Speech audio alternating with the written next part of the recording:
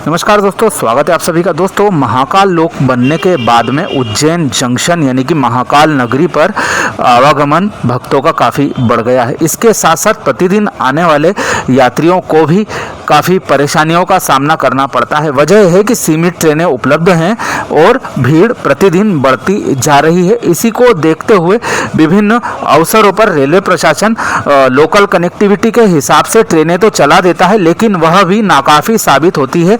Railway प्रशासन के द्वारा केवल भोपाल, संत हिरदाराम नगर, सीहोर तक की ट्रेनें उज्जैन महाकाल नगरी से चलाई जाती है विभिन्न अवसरों पर, लेकिन इसके अलावा रतलाम, इंदौर अथवा कोटा, चित्तौड़गढ़ आदि की कनेक्टिविटी के प्रयास नहीं किए जाते। इन क्षेत्र के नागरिकों को जो रेगुलर ट्रेनें चलती है जिनमें भीड़ की स्थिति वर्ष भर रहती है, उन पर ही डिपेंड रहना पड़ता है।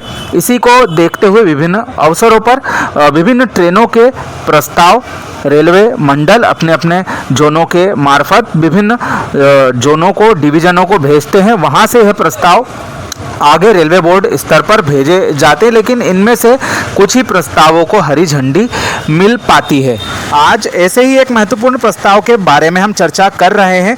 सुनने में आ रहा है कि पश्चिम मध्य रेलवे जबलपुर मुख्यालय को कोटा रेल मंडल द्वारा कोटा चौमेहला मेमू को उज्जैन तक विस्तारित करने का प्रस्ताव बनाकर भेजा गया है। यहाँ से यह प्रस्ताव रेलवे बोर्ड में भेजा जाएगा और मंजूरी मिलने के बाद इस ट्रेन का विस्तार उज्जैन तक हो सकता है। यात्रियों द्वारा इस ट्रेन के लगातार विस्तार की मांग लगातार उठाई जा रही है।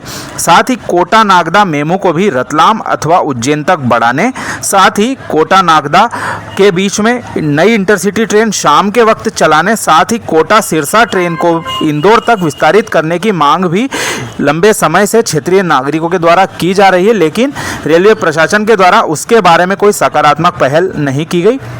जो हमारी कोटा चौमेहला ट्रेन है, इसके विस्तार की काफ़ी संभावनाएं नज़र आ रही है, क्योंकि वर्तमान में यह गाड़ी कोटा से सुबह करीब 5:45 पे प्रस्थान करने के बाद चौमेहला सुबह 9:10 पे आ जाती है और यहाँ से यह 9:20 पे रवाना कोटा के लिए हो जाती है, जो कि कोटा दोपहर में करीब 12:45 पे पहुंच जाती है।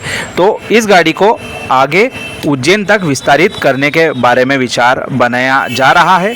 प्रस्तावित समय सारणी भी कुछ समय पूर्व सोशल मीडिया पे वायरल हुई थी, जिसमें कि कोटा से इसका समय सुबह 7 बजे के करीब प्रस्थान का बताया गया था। इसके पश्चात में विभिन्न स्टेशनों पर स्टॉपेज लेते हुए नागदा जंक्शन यह सुबह 11:05 पे और यहाँ से आगे उज्जैन यह दोपहर 12:10 में पहुँचने का इसका समय प्रस्तावित समय सारणी में दिखाया गया था। उज्जैन से यह गाड़ी 1:20 पे प्रस्थान करती वापस कोटा के लिए, जो कि नागदा, महिदपुर रोड, लूनी रीछा, विक्रमगढ़ आलोट, थुरिया, चौमेहला होते हुए आगे कोटा जंक्शन यह 7 बजे शाम को पहुंच जाती। तो निश्चित तौर पर काफ़ी उपयोगी यह प्रस्ताव है और उम्मीद जताई जा रही है कि इस प्रस्ताव को स्वीकृति यदि मिल जाती है तो एक सीधी गाड़ी अलग से भक्तों को, आम यात्रियों को उपलब्ध हो जाएगी कोटा से उज्जैन के लिए।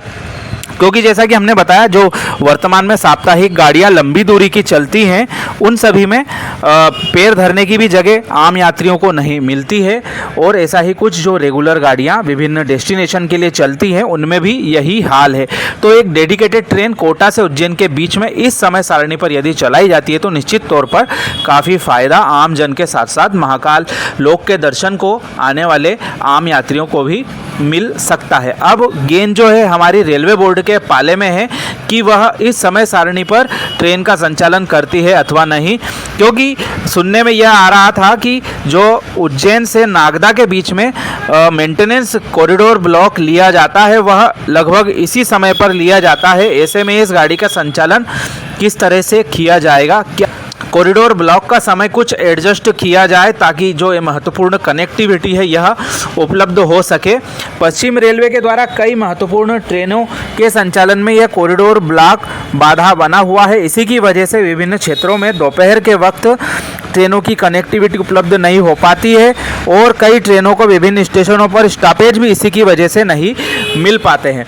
अब पश्चिम रेलवे को हठधर्मिता छोड़ते हुए आम यात्रियों की सहूलियत के लिए इन ट्रेनों के संचालन हेतु कॉरिडोर ब्लॉक को थोड़ा सा एडजस्ट करना चाहिए। कॉरिडोर ब्लॉक भी काफ़ी महत्वपूर्ण प्रक्रिया है जो कि ट्रैक के मेंटेनेंस के लिए लिया जाता है और उम्मीद जताई जा रही है कि पश्चिम रेलवे यात्रियों के प्रति सहृदयता दिखाते हुए इन ट्रेनों के हेतु भविष्य में स्वीकृति प्रदान करेगा, जिससे कि यात्रियों को सहूलियत मिल सके। इस बारे में आप अपनी राय कमेंट के माध्यम से हमें ज़रूर बताएं। आप सभी का धन्यवाद।